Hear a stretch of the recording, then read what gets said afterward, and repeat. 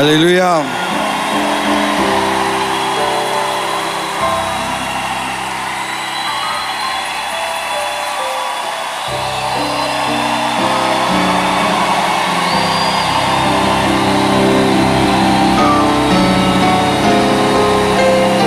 Merci.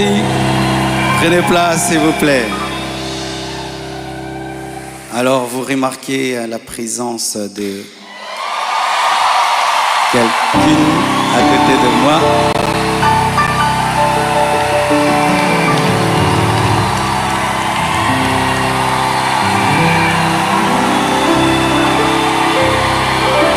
Amen.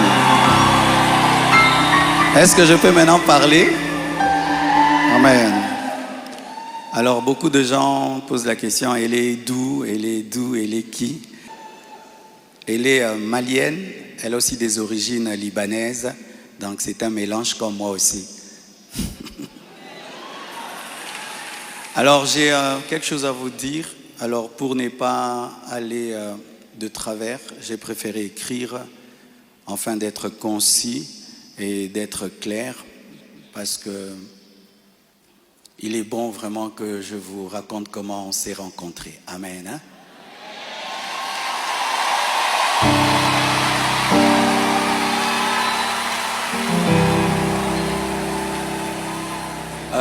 Est-ce qu'il y a quelqu'un qui parle en lingala? J'aimerais aussi que ceux qui parlent le lingala entendent.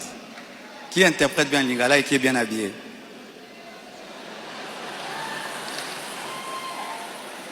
Ok, on va traduire pour ceux qui parlent en lingala un jour. Chers frères et sœurs, après le décès brusque de Maman Blanche, j'ai traversé l'une des saisons les plus sombres de ma vie. J'étais au bord de la dépression, même de l'AVC et même de la mort. Mais beaucoup ne s'en sont pas rendus compte, car je faisais l'effort de rester fort pour vous encourager et pour que l'Église ne devienne pas un lieu de deuil permanent.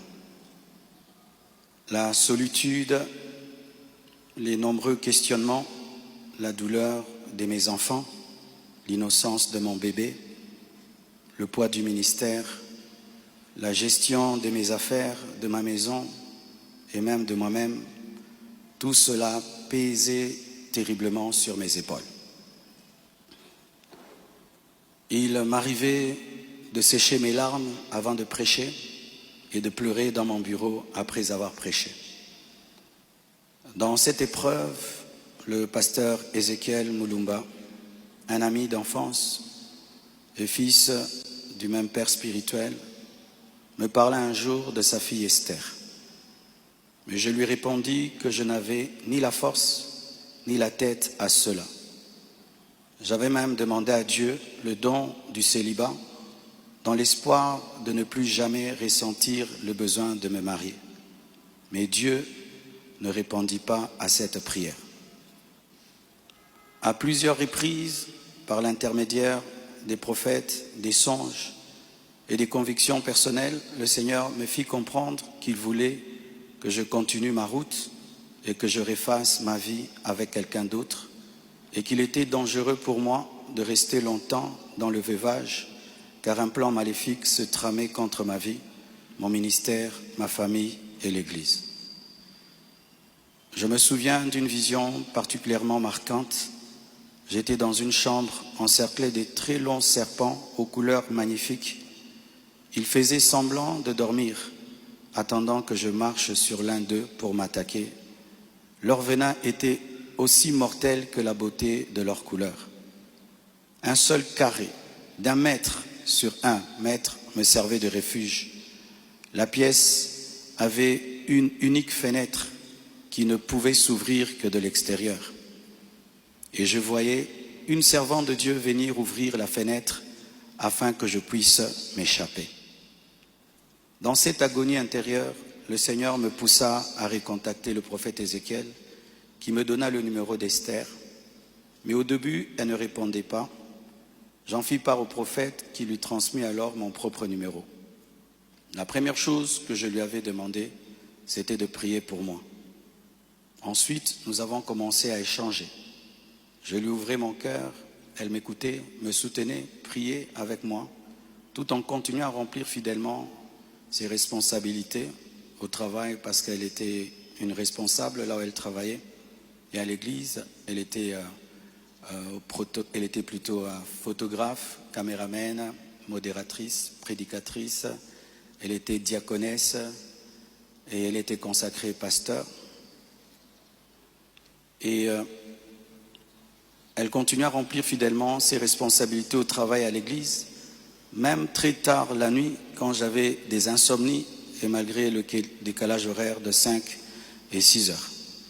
Au fil du temps, une relation sincère est née. Une flamme s'est allumée et dans mon cœur, j'ai eu l'assurance que c'était elle. J'en ai parlé à son pasteur, à mes parents, à mes pères spirituels et à mes amis, afin de ne rien faire sans rédévabilité, conseil et prière des autres. Même mes enfants ont été associés. Ils ont souhaité la rencontrer, ce qui s'est fait selon le timing de Dieu à Bruxelles. Le Seigneur m'avait parlé d'une période d'1 an. Il ne l'a pas dit qu'à moi, mais à d'autres, y compris certains d'entre vous. Plusieurs ont même reçu des détails précis la concernant, ce qui confirmait ma direction.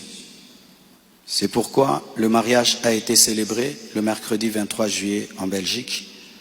J'aurais aimé qu'il ait lieu à Kinshasa, mais cela aurait été trop coûteux et compliqué à organiser. Je comprends que certains aient été surpris ou même blessés par cette démarche qu'ils trouvent très rapide, mais sachez que pour vous, c'est une année. Mais moi, j'ai senti que j'ai fait 3 ans, tellement que c'était terrible, mais je ne pouvais pas, sur cette chair, vous relater ma vie. Si cela vous a offensé, je vous présente mes excuses les plus sincères, mais sachez ceci, le Seigneur s'est servi d'Esther pour que mes enfants, après avoir perdu leur mère, ne perdent pas leur père, pour que la compassion ait toujours un pasteur debout. Je l'aime profondément.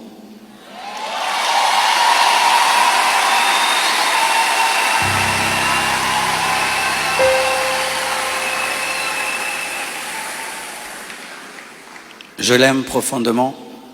Elle n'est pas venue pour effacer la mémoire de Maman Blanche, mais pour continuer l'œuvre, comme Élisée après Élie, avec humilité et soumission à Dieu.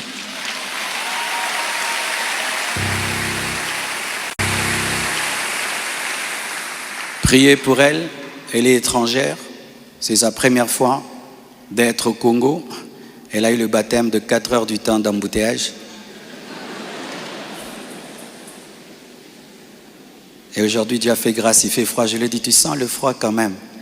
Elle a dit, mais c'est climatisé. J'ai dit, non, c'est le vent. Priez pour elle, portez-la dans vos cœurs, comme vous m'avez toujours porté dans les vôtres. Demeurez en paix et continuez à prier pour nous, pour toutes ces certaines choses que vous entendez. Je vais clarifier ça progressivement avec le temps de Dieu, dans l'amour, dans le pardon et dans la sagesse, sans rancune.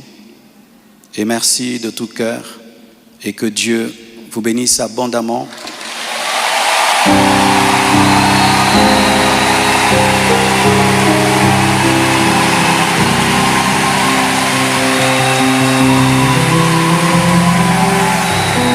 Pour votre soutien, vous avez prouvé au monde que vous êtes une église mature. Vous avez prouvé au monde que vous êtes une église enracinée. Vous avez prouvé au monde que votre foi est fondée sur Jésus. Vous avez prouvé au monde que vous êtes une église 4x4, une armée de Dieu.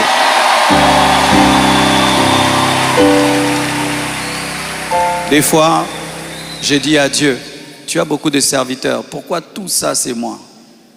Il y a beaucoup d'églises au Congo, pourquoi la compassion, la pluie, les écrans qui tombent sur les gens?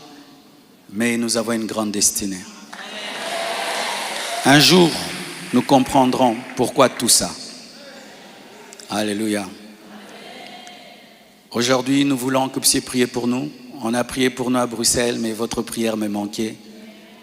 Priez pour nous, s'il vous plaît.